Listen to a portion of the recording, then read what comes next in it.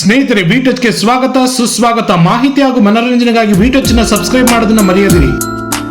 ಸ್ನೇಹಿತರೆ, ಮೈಸೂರು ದಸರಾ ಆರಂಭವಾಗಿದೆ. ಇಡೀ ಮೈಸೂರೇ ಜಗಮಗ ಅನ್ನಿಸ್ತಾ ಇದೆ. ಇಂತಹ ಸಂದರ್ಭದಲ್ಲಿ ತಪ್ಪದೇ ಎಕ್ಸಿಬಿಷನ್ಗೆ ಭೇಟಿ ಕೊಡಿ. ಮೈಸೂರು ಎಕ್ಸಿಬಿಷನ್ನ ನೀವು ನೋಡಿದ್ರೆ ಖಂಡಿತವಾಗ್ಲೂ ಕಳೆದೋಗೋದು ಗ್ಯಾರಂಟಿ. ಮೈಸೂರು ಎಕ್ಸಿಬಿಷನ್ಗೆ ಎಂಟ್ರಿ ಕೊಡ್ತಾ ಇದ್ದಂಗೆ ಎಡಭಾಗದಲ್ಲಿ ನಿಮಗೆ ಸ್ವಾಮಿ ವಿವೇಕಾನಂದರ ಸ್ಟ್ಯಾಚು ಸಿಗುತ್ತೆ. ಹಿಂಭಾಗದಲ್ಲಿ ಬೋರ್ಗರಿತಿರೋ ಜಲಪಾತದ ಶೈಲಿಯಲ್ಲಿ ನಿರ್ಮಾಣವನ್ನು ಮಾಡಲಾಗಿದೆ, ಬಹಳ ಸುಂದರವಾಗಿದೆ. ಇನ್ನು ಬಲಭಾಗಕ್ಕೆ ಬಂದರೆ ಪ್ರೇಮಿಗಳಿಗೋಸ್ಕರನೇ ಮಾಡಲ್ಪಟ್ಟಿರುವಂತಹ ಹೃದಯಗಳನ್ನು ನಿರ್ಮಾಣ ಮಾಡಲಾಗಿದೆ. ಇಲ್ಲೂ ಕೂಡ ನೀವು ಸುಂದರವಾಗಿದೆ. ಮತ್ತು ಇಲ್ಲಿ ಫೋಟೋಗಳನ್ನು ತೆಗೆಸ್ಕೊಂಡು ಮಧ್ಯದ ಭಾಗದಲ್ಲಿ ಬಂದು ನಿಂತ್ಕೊಂಡ್ರೆ ನೀರಿನ ಕೊಳವನ್ನು ನೀವು ಕಾಣಬಹುದು, ಬಹಳ ಸುಂದರವಾಗಿದೆ. ಮಕ್ಕಳಂತೂ ತುಂಬಾ ಖುಷಿ ಪಡ್ತಾರೆ ಕಣ್ರಿ.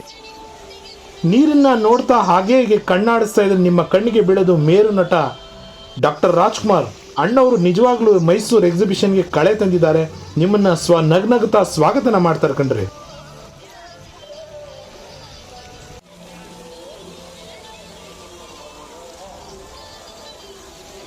ನೀರು ಮತ್ತು ಡಾಕ್ಟರ್ ರಾಜ್ಕುಮಾರ್ ಅವ್ರನ್ನ ನೋಡಿದ ನಿಮಗೆ ಎದುರುಗಡೆನೆ ಹೂವಿನ ಅಲಂಕಾರದಿಂದ ನಿರ್ಮಾಣ ಮಾಡಿರುವಂತ ಈ ವಿನ್ಯಾಸ ಕಣ್ಣಿಗೆ ಸಿಗುತ್ತೆ. ನಿಜವಾಗ್ಲೂ ಇದೊಂದು ವಸ್ತು ಪ್ರದರ್ಶನಕ್ಕೆ ಕಳೆ ತಂದ್ಕೊಟ್ಟಿದೆ ಅಂದ್ರೆ ತಪ್ಪಾಗಲಾರದು ಸ್ನೇಹಿತರೆ. ಹಾಗೆ ಮುಂದೆ ಹೋಗ್ತಾ ಇದೆ, ನಿಮಗೆ ಕಲಾವಿದರು ವಿವಿಧ ವೇಷಭೂಷಣಗಳಲ್ಲಿ ನಿಮ್ಮನ್ನ ರಂಜಿಸ್ತಾರೆ ಕಣ್ರಿ. ನಿಜವಾಗ್ಲೂ ಅವರ ಪ್ರಯತ್ನ ಅದ್ಭುತ ಅಂದ್ರೆ ತಪ್ಪಾಗಲಾರದು.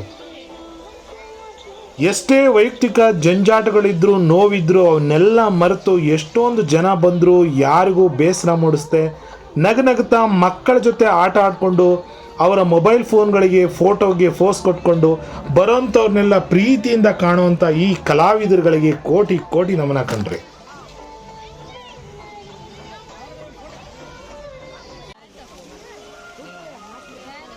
ಇನ್ನು ವಸ್ತು ಪ್ರದರ್ಶನದ ಎಂಟ್ರಿನಲ್ಲೇ ಇದ್ದೀವಿ. ಮುಂದಿನ ವಿಡಿಯೋದಲ್ಲಿ ಮತ್ತಷ್ಟು ಮಾಹಿತಿಗಳನ್ನು ನಾನು ನಿಮಗೆ ತಿಳಿಸ್ಕೊಡ್ತೀನಿ ಅಂತ ಹೇಳ್ತಾ, ದಯಮಾಡಿ ವಿಟಚ್ನ ಲೈಕ್ ಮಾಡಿ, ಶೇರ್ ಮಾಡಿ, ಸಬ್ಸ್ಕ್ರೈಬ್ ಮಾಡಿ. ಜೊತೆಗೆ ತಪ್ಪದೆ ಮೈಸೂರಿನ ವಸ್ತು ಪ್ರದರ್ಶನವನ್ನು ನೋಡಿ ಅಂತ ಹೇಳ್ತೀನಿ.